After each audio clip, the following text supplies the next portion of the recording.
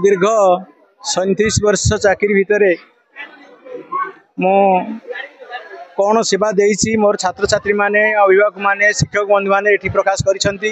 एठारे छात्र छात्री मानक द्वारा शिक्षक शिक्षयित्री मानक द्वारा अभिभावक मानक द्वारा ग्रामवासी मानक द्वारा पुरातन छात्र छात्री मानक द्वारा जो भली अद्भुतपूर्व सम्मान मिलिला मोर शिक्षक जीवन सार्थक है परि अनुभव करुच्ची।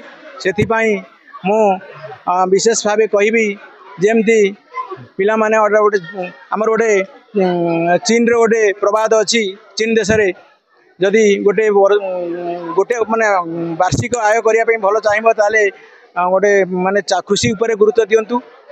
जदि गोटे किसी 10 वर्षिया योजना करुँच प्लांटेशन करूँ।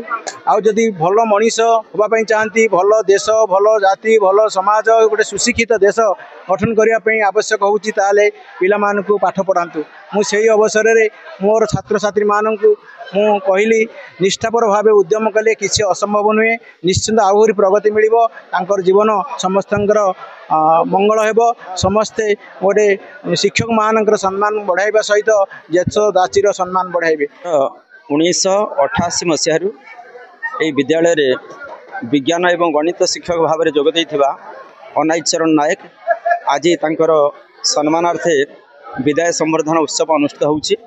एवं ये विद्या संवर्धना उत्सव रे ये अंचलर समस्त अधिवासी पूर्वतन छात्र परिचालन कमिटीर सदस्य गेस्ट टीचर वर्तमान शिक्षक एवं पूर्वतन शिक्षक जो माने ये विद्यालय अवसर नहीं समस्ते पूर्ण सहयोग कर आम पाख पड़ोसी बाहरणा अटेहुड़ा फुलिस दिनाइलो दुर्गेश्वर सबु ग्रामर जो पिला माने पढ़ुले जो माने चाकरी बाकरी कर वर्तमान जो माने विभिन्न क्षेत्र में कर्मरत समस्त पूर्ण सहयोग यही उत्सव साफल्यमंडित होती। विशेषकर फुलिस ग्रामर पूर्वतन छात्र फुलिस ग्रामर अभिभावक एवं जो माने फुलिस ग्रामर अधिवासी समस्ते पूर्ण सहयोग कर शिक्षकता गोटे वृत्ति से अवसर ना ये कौन बाह्य आडम्बर को बाह्य उपचार हिसाब से आम सार को अवसर देले सरकारी निर्देशनामा अनुसार ये काली अवसर नहीं आज औपचारिकता दृष्टिकोण सामाजिक चलनी दृष्टिकोण पुरातन छात्र छात्री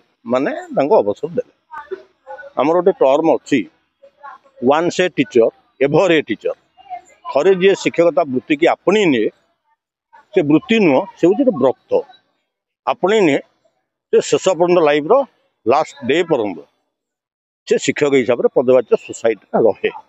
1994 मसीहा मैट्रिक बैच स्टूडेंट मु अनाय चरण नायक जड़े आदर्श शिक्षक थे से अवसरकालीन संवर्धना सभा आज दि जाऊँगी। तेणु आम आम सांगसाथी मैंने आसिकी सार अवसरकालीन आशीर्वाद भिक्षा करुचु।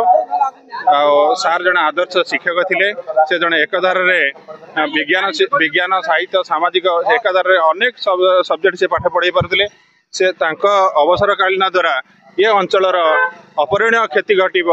तेणु विनम्र निवेदन आज गेस्ट टीचर से जॉइन करंतु एवं ये अंचल आशार आलोक आण। गौरव प्रसाद पात्र 1994 मसीहा मैट्रिक बैच आमर प्रिय गुरुजी अनाय सारे एकाधारे अनादि कहले जहाँ अंत ना सी आम केवल सार ना गोटे भल मेंटर थे जहाँ ये विषयगत ज्ञान सहित आहरी आनुष्ठानिक ज्ञान थिला जे इतिहास भूगोल ठारू आरंभ कर साइंस मैथमेटिक्स सबुठे प्रवीण थे।